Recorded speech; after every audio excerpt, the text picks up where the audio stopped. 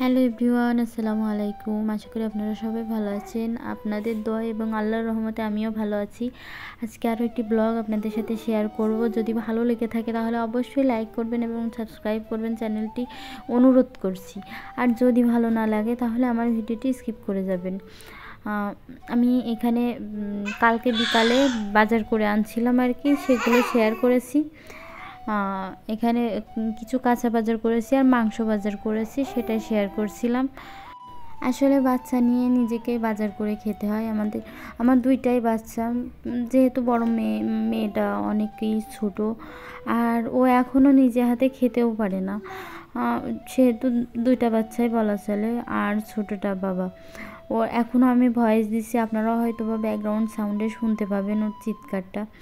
ও খেলা করে, কিন্তু আমি বসে থাকবো ততক্ষণই খেলা করবে, যতক্ষণ আমি ওর পাশে থাকবো। আর ওর পাশ থেকে উঠে গেলে ও কান্না করবে, আমাকে দেখতে না পারলে কান্না করবে।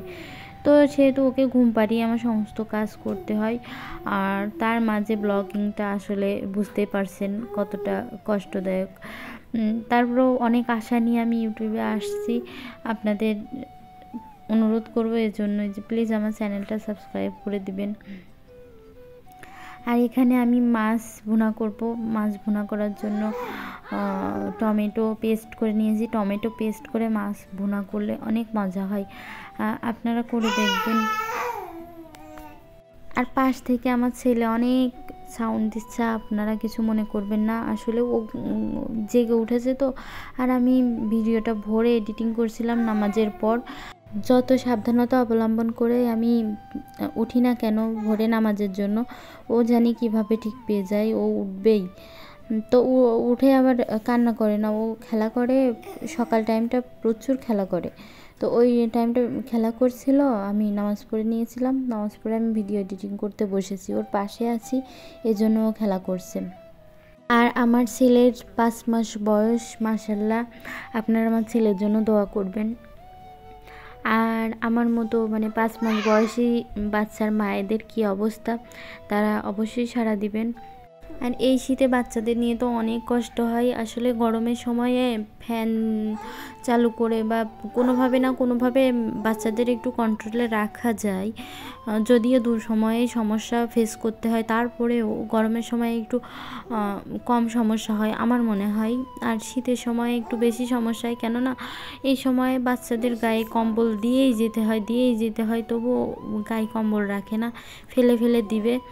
আর শীতের কাপড় যতদূর সম্ভব পরিয়ে রাখা যায়, এখন তো তাও পরিয়ে রাখা যাচ্ছে, আর একটু বড় হলে সেটাও সম্ভব হবে না হয়তো বা। আমার ছেলে মাশাল্লাহ অনেক চঞ্চল। তো কথা বলতে বলতে আমি এখানে রান্নাটা কমপ্লিট করে নিয়েছি, আর মাছ ভুনাটা কমপ্লিট করে নিয়েছি আর কি। আর এখানে মটরের শাক নিয়ে এসেছিলাম, টাটকা মটরের শাক দেখে খুব ভালো লাগলো, নতুন উঠেছে আর কি বাজারে। তো মটরের শাকগুলো নিয়ে এসেছিলাম। ছিম দিয়ে মটরের শাক এভাবে কুচি কুচি করে ভাজি করলে অনেক মজা লাগে। আর ছিম দেওয়ার কারণ হচ্ছে মটরের শাকটা মুলাম হয়, নরম হয় আর কি। তো আমি এটা ভেবেছিলাম টাটকা খাবো, তো এর জন্য টাটকা রান্না করে নিচ্ছি। আর আমি ইউটিউবে কাজ করছি অনেক দিন যাবৎ, বেশ কিছুদিন হয়ে গেছে, তারপর কোনো সফলতা পাইনি। আসলে সফলতা পাইনি, এটা আমারই দোষ। ইউটিউবে কাজ করতে হলে অবশ্যই কঠোর পরিশ্রম করতে হবে। আসলে আমি যখন চ্যানেলটা নতুন খুলেছিলাম তখন এই সম্পর্কে কিছু জানতাম না। যখন জানলাম তখন রানিং চ্যানেল আমি অফ করে দিলাম, কেননা আমি তখন প্রেগনেন্ট ছিলাম। আর আমি 5 মাস অবধি প্রচুর অসুস্থ থাকি। ওই সময় ভিডিও করা প্লাস এডিটিং করা সম্ভব হয়ে ওঠেনি। কিছু ভিডিও করে রেখেছিলাম সে সময়, সেগুলো এডিটিং করতে পারিনি। আমি তখন ফোনের দিকে তাকাতেই পারতাম না।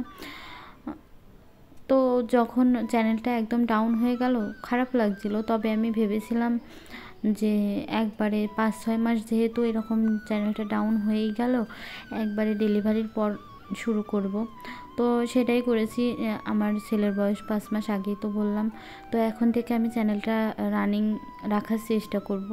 আপনাদের সহযোগিতা অবশ্যই প্রয়োজন, প্লিজ আমাকে সাপোর্ট করবেন সবাই। সব ক্রিয়েটররাই অনেক স্বপ্ন নিয়ে ইউটিউবে আসে, আমার মতো অনেকেই আছে। আমি বেশিরভাগ ছোট ছোট ইউটিউবারদের ভিডিও দেখি, সেখানে সুন্দর সুন্দর কমেন্ট করি।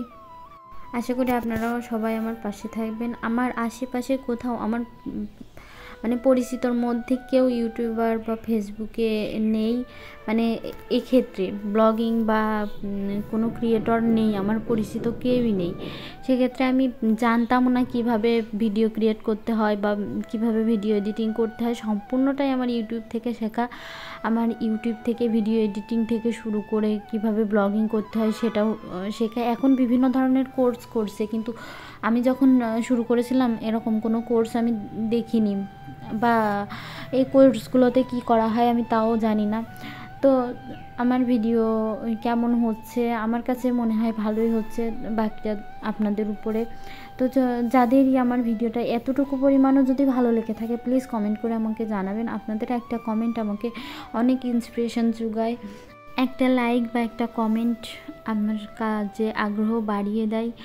আর যদি আমার ভিডিওটি ভালো না লাগে, তাদের বলবো খারাপ কমেন্ট করবেন না। খারাপ কমেন্ট আমি নিতে পারি না, আর খারাপ কমেন্ট আসলেই কষ্টদায়ক। তো যাই হোক, সবাই ভালো থাকবেন, সুস্থ থাকবেন। আর আমার এই ভিডিওটি যদি ভালো লাগে তাহলে অবশ্যই লাইক করে যাবেন, আর ভালো না লাগলে ইগনোর করবেন। আর ইউটিউবে আমার অনেক প্রিয় প্রিয় আপু আছে, তাদেরকে অনেক ধন্যবাদ। আসসালামু আলাইকুম।